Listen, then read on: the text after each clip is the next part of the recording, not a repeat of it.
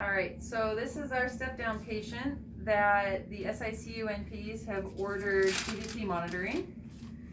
So Jeff is going to show how we're going to do that. So he's getting prepared. What he's going to start with first is he's going to find the phlebistostatic access, which that is the point, which is considered as close to the right atrium as we can get for monitoring, which is where we're going to set up our transducer. So what he's done is he's taken a split gauze, he's folded it into thirds, and he's put it on one of those bigger tegaderms.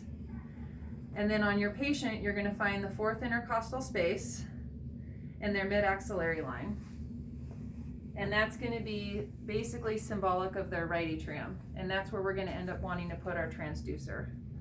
And this is done while your patient is at 30 degrees.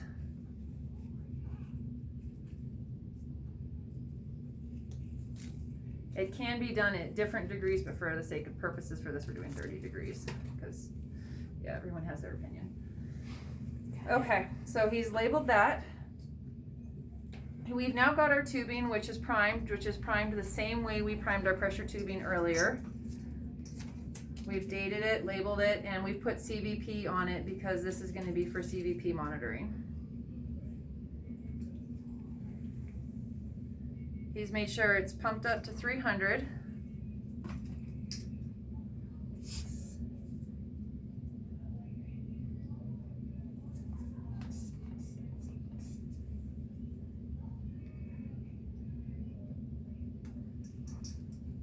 And now he's going to take the cables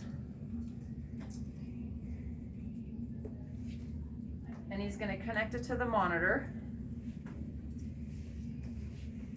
Which on this part, anytime you're connecting the cables, there's lots of options. So when you plug it in, you want to make sure that when we add it, that what comes up in this case is CVP.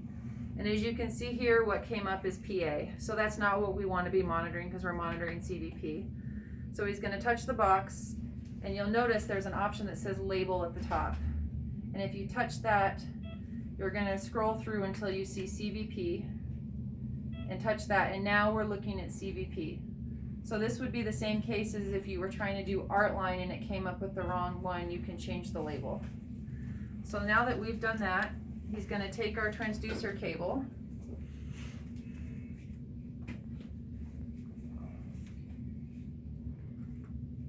connect it to our tubing,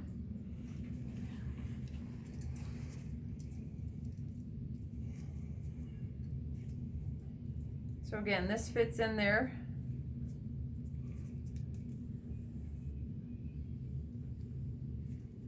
And on this case, which way you put your tubing and which way you turn your cables, if you find they keep always falling off the patient, you can try turning things around and figuring out what's best.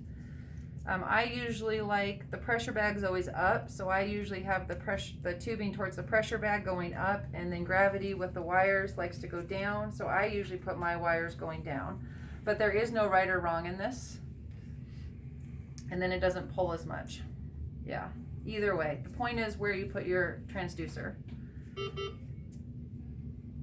So Jeff's found where he wants that to go. And again, the order of this, you'll find your own comfort zone on how you want to do it. Just the steps, we're going to do it one way. And if you find connecting it to the patient before you secure it, there is no difference.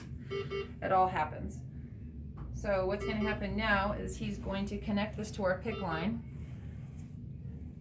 So he's taking the cap off. You're going to do this hub to hub. Make sure they're clamped while you're doing this part. Take the clave off, and we go hub to hub. Yeah, we don't need that. That's trash now.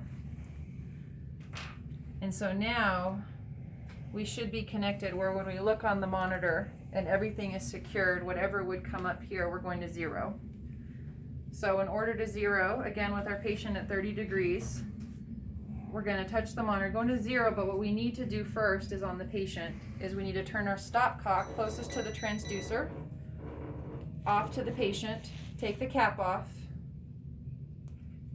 and go ahead and 0, just like we did on our arterial lines.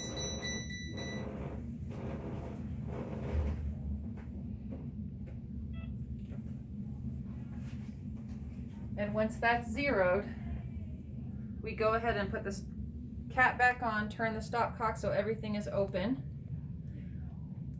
Make sure everything is unclamped, and now whatever reading you get will be your CVP reading as things settle out, which of course at this point we don't actually have a pick, so it's not a true value. And that is CVP.